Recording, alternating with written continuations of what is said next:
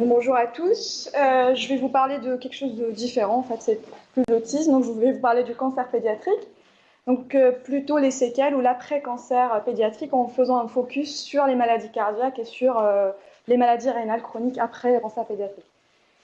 Donc, au début, je vous donnerai un petit contexte général du cancer pédiatrique, incidence, mortalité. Après, le contexte des maladies cardiaques en général, un petit focus sur l'insuffisance cardiaque dans l'étude FCCSS, et après, je vous parlerai finalement des maladies rénales chroniques. Alors, le contexte du cancer pédiatrique, donc ici, en France, il y a à peu près 1800 enfants et 700 adolescents de 15 à 18 ans qui sont diagnostiqués de cancer chaque année. La typologie du cancer, elle est différente en fait des adultes. Donc, moins de 5 ans, on voit plus de leucémie et moins de lymphome. Et après, à partir de l'âge de l'adolescence, on voit quand même moins de leucémie. Par contre, plus de lymphome, c'est plutôt des lymphomes hodgkiniens avec des mélanomes et des tumeurs ou épithéliales. Donc la survie du cancer pédiatrique, donc c'est une survie qui avait beaucoup augmenté. Donc dans les années 60, on avait une survie de moins de 30%. Et après, ça a augmenté en fait au fil des années pour atteindre à peu près en fait là une survie spectaculaire donc de 80%. Donc cette survie, elle avait quand même généré donc une population donc d'enfants guéris de cancer. Donc il y a à peu près 3 millions de personnes en fait âgées de 15 ans et plus qui ont eu un cancer au cours de leur vie. Donc ça fait à peu près 1,6 million d'hommes et 1,4 million de femmes. Donc ça fait quand même 6% de la population française. Alors, donc ce taux de survie spectaculaire, on le paye cher, en fait, pas en termes monétaires, mais en termes de séquelles. Donc, il y a beaucoup de séquelles du cancer pédiatrique. Donc, selon une dernière étude, donc, il y a 2 enfants quand même guéris du cancer sur 3 qui souffrent d'une maladie chronique. Et plus qu'un tiers développe carrément une pathologie grave, ou ce qu'on appelle une pathologie potentiellement mortelle. Donc c'est une étude ici dans la cohorte américaine qui vous montre à peu près les types de séquelles du cancer pédiatrique. Donc ici, vous voyez pour l'insuffisance cardiaque, donc le risque relatif est quand même très grand, donc 15,1. Donc ici, on compare les enfants guéris de cancer à leurs frères et sœurs. Donc c'est les lignes là. Après, par exemple, pour la maladie rénale, le dialyse ou l'insuffisance rénale, on trouve quand même un risque aussi énorme de 8,9. Il y a aussi d'autres pathologies, mis à part l'insuffisance cardiaque et la maladie rénale. Donc ici, je vous fais à peu près un petit résumé. Donc les séquelles peuvent vraiment affecter pratiquement tous les organes. Donc on peut passer de maladies neurocognitives comme les myopathies, les encéphalopathies, l'épilepsie, à des maladies oculaires comme le glaucome, la cataracte. Même les survivants de cancer pédiatrique, ils ont un risque accru, même de maladies dentaires. Donc il y a un risque de plus de caries, on va dire, plus de maladies de gencives, et un risque de trismus. Donc pour les maladies pulmonaires, il y a un risque de fibrose, il y a un risque d'emphysème. Les maladies cardiaques, comme je vous ai déjà dit tout à l'heure, donc un grand risque d'insuffisance cardiaque, de maladies aussi cardiovasculaires, donc AVC, arthrite de membre inférieur. On peut trouver des maladies tubulo-interstitielles, des lithias, ça veut dire des calculs rénaux, des grands majeurs troubles de fertilité, donc ça peut aller jusqu'à en fait l'infertilité carrément. Donc des infections urinaires répétitives, de l'incontinence et surtout les cancers secondaires. Donc dans ce topo, je vais me focaliser que sur les maladies cardiaques et sur les maladies rénales. Donc les maladies cardiaques après cancer pédiatrique, je vous présente vite fait le mécanisme. Donc les 2 traitements majeurs qui peuvent engendrer, qui peuvent après par la suite faire une insuffisance cardiaque, une maladie cardiaque en général, c'est quoi? C'est les anthracyclines et surtout c'est les radiations. Donc il y a ces 2 mécanismes différents mais en même temps qui se chevauchent. Donc pour les anthracyclines, la doxorubicine et pyrubicine, c'est des anthracyclines effectivement. Donc elle engendre en fait des morts du muscle du cœur. Donc elle affecte carrément les cardiomyocytes. Ceci peut engendrer à la fin une insuffisance cardiaque. Pour les radiations, ça affecte par le mécanisme de la fibrose, donc les valves, le péricarde pour faire après une péricardite, et aussi ça peut en fait agir par un mécanisme d'ischémie. et après aussi peut engendrer carrément la mort cellulaire en fait, du muscle cardiaque, donc les cardiomyocytes.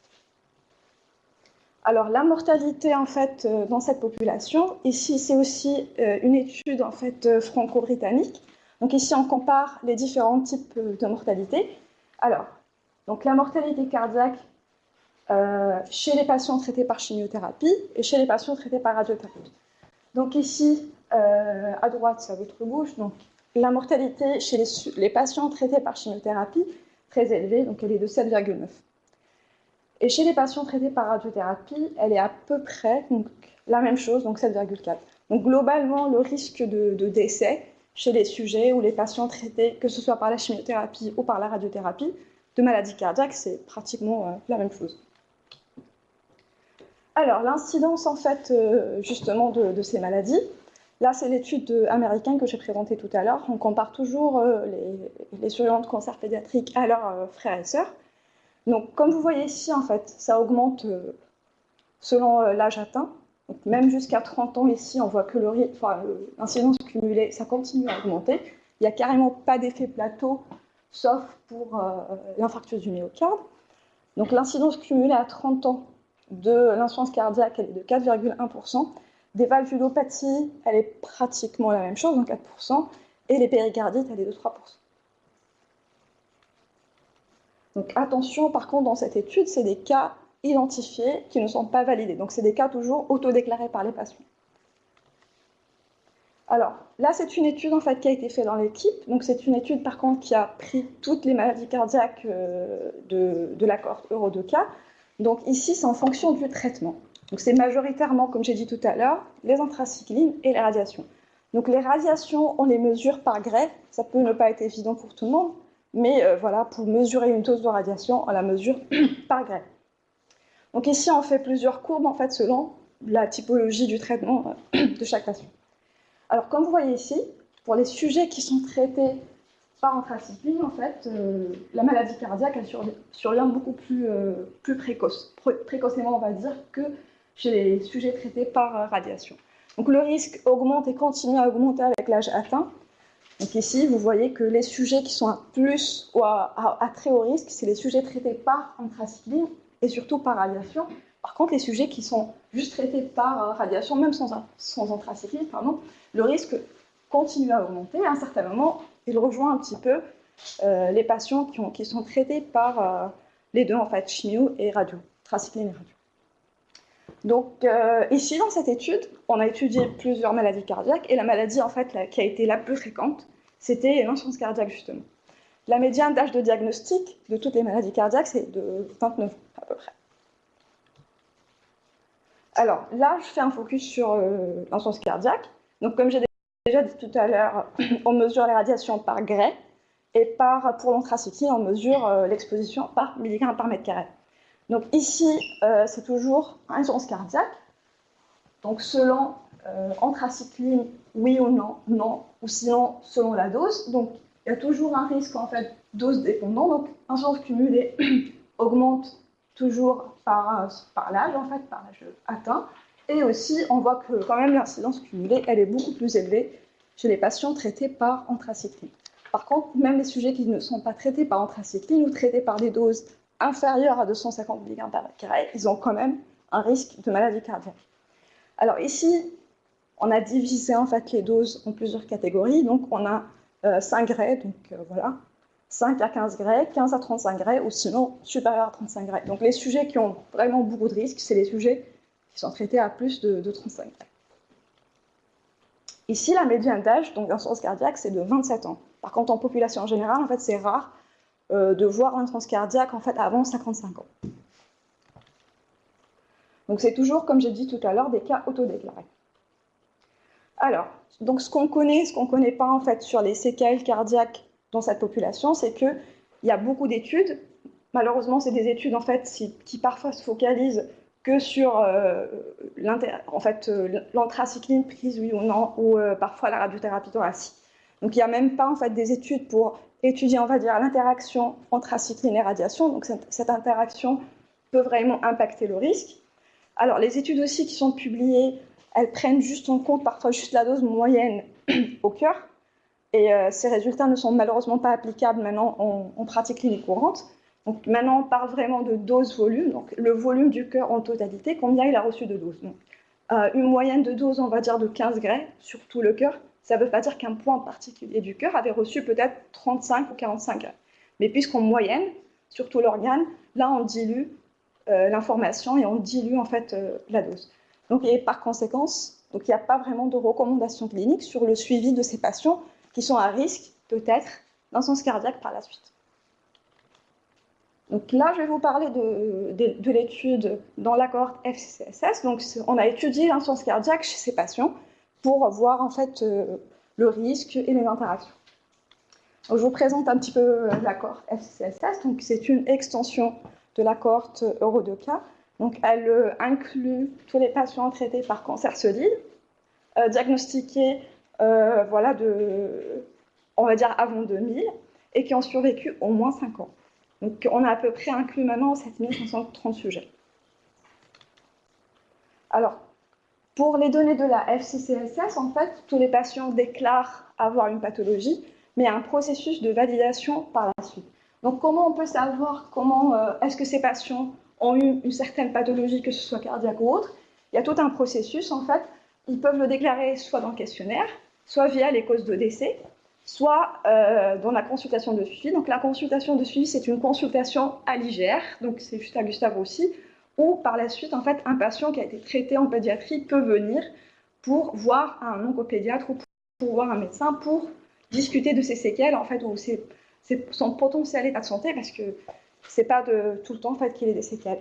On peut aussi identifier des sujets qui ont potentiellement des maladies cardiaques ou des autres maladies via la base de la SNDS, en voyant les hospitalisations, en voyant les ALD. Et Google Search, c'est un système propre, on va dire, à Gustave Roussy, où c'est un système un peu qui ressemble à Google, où on peut taper, par exemple, le nom d'une pathologie, et après, on va avoir toute la liste des patients qui ont eu la mention de cette pathologie dans leurs dossiers médicaux. Donc là, on a identifié les cas possibles qui sont susceptibles, on va dire, d'avoir cette pathologie. Parfois, c'est pas sûr. Enfin, un patient peut déclarer qu'il ait une certaine pathologie sur le questionnaire, mais ça peut ne pas être le cas. Donc, on passe par un processus de validation. Donc, on regarde les causes de décès. S'il est décédé par certaines pathologies, on est sûr qu'il l'a eu. On regarde aussi tous les dossiers médicaux, si on a accès au dossier médical. Et on contacte surtout le médecin traitant, le cardiologue, le néphrologue, pour voir avec lui voilà, le dernier compte rendu, si ce patient a été bien suivi ou pas. Et bien sûr, la consultation de suivi, puisqu'il y a toute une visite médicale bien détaillée, en fait, où on a accès au dossier médical et on peut voir en fait, vraiment les détails de cette consultation. Après, pour le SNIRAM SNDS, on a développé quelques algorithmes pour pouvoir chercher pour le SNIRAM via l'ALD, via la BMSI, via les codes en fait, des médicaments, pour voir est-ce que ce patient a été hospitalisé, par exemple, est-ce qu'il a eu un diagnostic d'une certaine pathologie, est-ce qu'il est traité pour certaines pathologies spécifiques, pour pouvoir par la suite conclure, voilà, et dire que finalement, oui, ce patient, il est peut-être traité pour diabète, il est peut-être diagnostiqué pour une insuffisance cardiaque, parce que finalement, il a l'ALD, il a été hospitalisé, et il est sous bêta-bloquant ou autres médicaments. Alors, quels sont les objectifs de cette étude?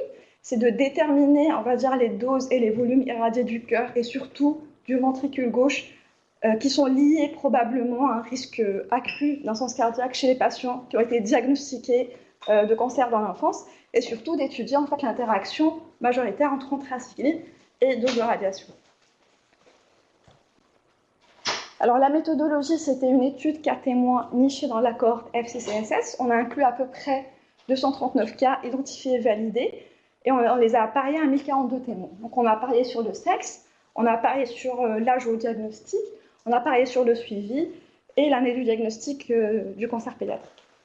Donc, comme j'ai déjà dit tout à l'heure, toutes les autodéclarations ont été validées pour tous les sujets. Après, on a sommé bien évidemment les cycles de chimiothérapie et on a identifié, voilà, fait les doses volumes de radiation au cœur avec les doses moyennes et aussi les volumes en fait, du cœur qui ont reçu certaines doses. Alors, quelle est la population de l'étude? Donc, on a inclus 239 cas, comme j'ai déjà dit tout à l'heure. Là, c'est un petit tableau descriptif de notre population. On a donc 114 femmes, qui ont été suivis à peu près 20 ans. On a parié sur le suivi, mais bon, on a parié plus ou moins 5 ans, donc il y a un petit décalage.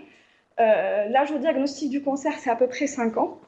L'année du diagnostic du cancer, la médiane, ils étaient diagnostiqués en 79 en médiane. Chez les cas, donc il y a plus de néphroblastome, il y a plus quand même de sarcome, il y a plus de maladies d'Hodgkin que chez les témoins. Alors là, je parle en fait des effets de la dose de radiation reçue au ventricule gauche. Donc toutes les études qui ont été faites avant, c'est un focus sur la dose moyenne reçue par le cœur. Et comme j'ai déjà dit tout à l'heure, en fait, le fait de moyenner, ça peut voilà, diluer la dose en fait, ou diluer l'information. Et à un certain point du cœur, que ce soit ventricule ou oreillette, il peut recevoir quand même parfois 30 gray, 40 gray, alors que quand on moyenne, on peut trouver 5 gray, qui est une dose parfois en fait, plus ou moins qui n'amène pas peut-être le patient par la suite à faire un suivi et en fait et être dépisté peut-être probablement pour des problèmes cardiaques.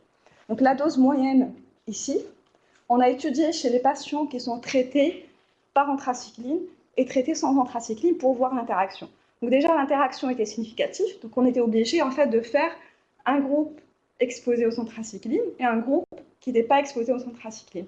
Donc il y avait une seule référence ici, donc c'est les sujets qui ont reçu ni radiothérapie ni anthracycline. Donc ça c'était notre référence. Donc comme vous voyez ici, le risque augmente, et chez les sujets qui ont reçu par exemple de 15 à 30 greffes, le risque il est de 4,5. Après le risque chez ces sujets-là, qui ne sont pas du tout exposés aux anthracyclines, il peut passer à 42 quand même, chez les sujets qui ont reçu une dose moyenne au ventricule gauche de 30 greffes. Alors, les sujets qui ont reçu de l'anthracycline et pas de radiation, donc ici, donc, ils n'ont pas de dose de radiation au cœur, par contre ils ont de l'anthracycline, donc c'est un risque à la baseline de à peu près 12. Donc les sujets qui ne reçoivent pas de la radiothérapie et qui reçoivent quand même de l'anthracycline, quand ils vont recevoir de la radiothérapie, ils ne commencent pas un risque à la baseline de 1, mais plutôt un risque à la baseline de pratiquement 12. Alors ce risque-là, il augmente avec la dose pour atteindre par la suite 35,8. Donc le risque à partir de 15 gray, on va dire, il se stabilise comme si voilà, il y a un effet de saturation. Bon, le risque ne peut pas en fait monter jusqu'à l'infini. Alors ici, on va parler du volume. On a choisi ici le volume du cœur qui a reçu 30 gray. Ça, c'est plus applicable en pratique clinique. En fait, il n'y a pas vraiment de recommandations, mais on a regardé un peu la littérature et on a choisi cet indicateur-là aussi en fonction de l'adéquation du modèle. Donc, comme tout à l'heure, la référence, c'est toujours les sujets qui n'ont pas reçu l'anthracycline et qui ont reçu, et le volume de leur cœur qui avait reçu 30 gray, c'est 0. Donc, aucune partie du cœur, effectivement, n'a reçu 30 gray. Donc, ici, le volume qui avait reçu 30 gray, c'était 10 à 50% du volume du ventricule gauche.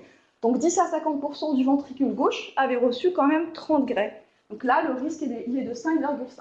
Donc même des petits volumes du cœur, quand elles sont irradiées à des fortes doses, ceci vraiment génère un risque d'insuffisance cardiaque en fait énorme.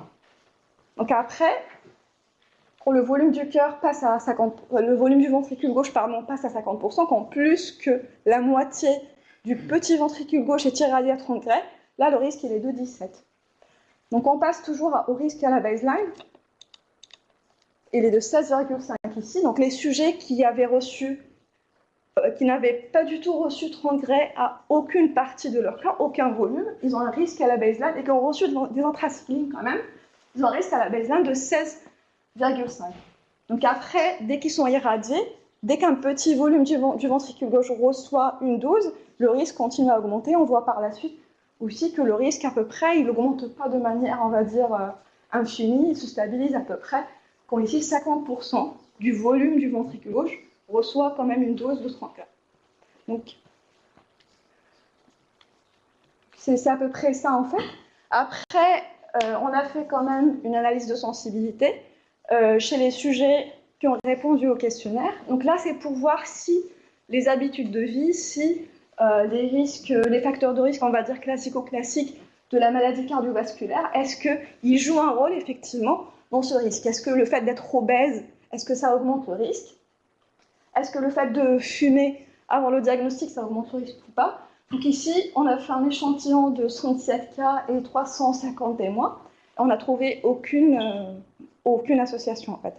Ceci peut être dû au fait que ces sujets-là, ils sont diagnostiqués d'insuffisance cardiaque très très jeunes, donc avec une médiane d'âge parfois de 22 ans chez les femmes et de 25 ans chez les hommes. Donc pour conclure sur cette étude, donc, les survivants ou les enfants guéris de cancer pédiatrique qui sont diagnostiqués de maladies cardiaques, surtout d'insuffisance cardiaque à un âge très très jeune. Donc il y a une interaction significative entre anthracycline, entre chimiothérapie cardiotoxique et radiation. Cependant, il n'y a pas d'effet additif. C'est que chez les sujets qui sont traités par les deux, on ne voit pas que le risque en fait double. Donc ça, on ne le voit pas. Et c'est une première étude, on va dire, qui avait pris des facteurs ou des paramètres dose-volume, ce qui est vraiment possible d'appliquer par la suite dans la pratique clinique courante, puisque maintenant, quand on irradie des patients, on ne parle plus en fait de moyenne de doses reçues par un organe, mais plutôt que le volume de cet organe avait reçu combien de doses. Donc ceci aussi peut aider dans les recommandations pour le traitement de cancer pédiatrique par la suite et surtout le suivi à long terme. Alors là, je vous parle d'un sujet qui est aussi en continuité des maladies cardiaques, mais c'est les maladies rénales chroniques. Oh, donc c'est une maladie multifactorielle, comme d'habitude liée à la chimio et la radio. Ça dépend de la chirurgie aussi, puisque si on lui enlève le rein, il y a fort probable qu'il ait une maladie rénale chronique et bien évidemment des comorbidités. Donc toutes les études qui ont été faites sur le cœur, c'est malheureusement pas aussi fait pour le rein, donc il n'y a quasiment pas trop d'études ou des petites études dans des sous-groupes. Donc là, c'est un mécanisme rapide de la cisplatine qui est connu d'être néphrotoxique, donc ça induit une mort cellulaire au niveau de la tubule et par la suite une baisse du débit de filtration glomérulaire et par la suite une maladie rénale aiguë, une insuffisance rénale aiguë qui par la suite évolue vers le chronique. Donc l'incidence est très variée, parce qu'il n'y a pas beaucoup d'études. Donc ici, on voit quand même dans une revue de la littérature, elle va de 1 à 50%. Et ici, il y a dans une aussi, la seule revue de littérature d'ailleurs qui existe, il n'y a que 10 études qui ont fait ça, inclus 6 sur juste la tumeur de Wilms, donc sur le cancer du rein chez la population pédiatrique. Et comme vous voyez, en fait, c'est très large. C'est de 0,5 à 70,4. Donc ici, c'est une autre étude sur les hospitalisations. Donc les hospitalisations, ici on voit que même à 20 ans, il y a un risque accru d'hospitalisation par maladie urinaire et par maladie rénale chronique. Et que voilà, en fait, ça quand même augmente quand c'est inférieur à 5 ans. Je pense que c'est dû à la toxicité aiguë. Ça descend pour réaugmenter par la suite après 20 ans. Alors l'étude maladie rénale chronique dans la cohorte FCCSS, donc c'est juste une étude d'incidence pour voir combien en fait, de maladies rénales chroniques arrivent après traitement de cancer pédiatrique, pour déterminer, comme pour le cœur, les doses et les volumes du rein en fait, liés au risque de maladie rénale chronique, et pour créer par la suite un score de néphrotoxicité pour les chimiothérapies qu'on connaît déjà qui sont néphrotoxiques, ou pour les autres chimiothérapies qui sont probablement néphrotoxiques mais qu'on ne connaît pas. Donc, on a défini la maladie rénale chronique, donc c'est une baisse du débit de filtration glomérulaire, avec peut-être des anomalies biologiques, et ça, en fait, pendant au moins 3 mois. Donc, comme pour le cœur, on va identifier les cas via le même processus, et on va par la suite les valider. Donc là, je n'ai pas de résultat, en fait, c'est un work in progress. Donc, c'est quoi, en fait, pour conclure, c'est que les enfants guéris de cancer pédiatrique, c'est une population unique, avec des besoins uniques, et qu'on a besoin en fait, d'un suivi spécifique par la suite, après leur traitement. Il faut aussi faire des recherches appropriées et des interventions en fait, pour prévenir et pour diminuer le risque de séquelles de traitement. Aussi peut-être des études pour prédire peut-être par la suite les effets en fait, à long terme des traitements de cancer pédiatrique. Voilà.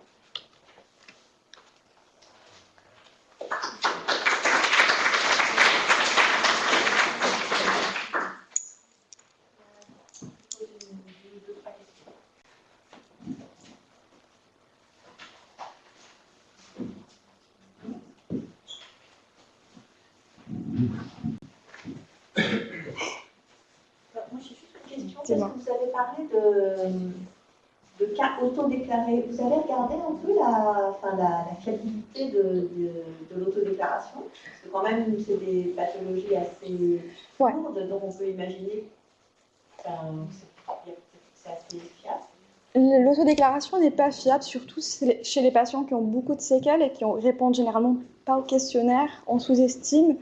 Et après, il y a des... en fait, nous, on valide de toutes les manières. En fait, si un patient déclare qu'il ait une certaine pathologie, on revient derrière et on valide avec contact de son médecin traitant, du cardiologue ou de qui que ce soit. Mais oui, l'autodéclaration n'est pas du tout valide. Nous, on avait une question sur le questionnaire. Est-ce que vous avez des palpitations ou des troubles de rythme? Et ils ont tous coché oui, parce qu'ils pensaient qu'ils avaient tous des palpitations, qui est pour nous des troubles de rythme pathologiques. Donc on finit par avoir un tonne en fait, de patients susceptibles d'avoir un trouble de rythme, alors que c'est des patients qui ont peut-être pas forcément une pathologie. Donc on est obligé après de partir et de valider tout, en fait, que ce soit dossier médical ou partout, à cause de décès si le patient est malheureusement décédé. Mais on valide tout en fait. C'est la cohorte américaine qui se base que sur les autodéclarations.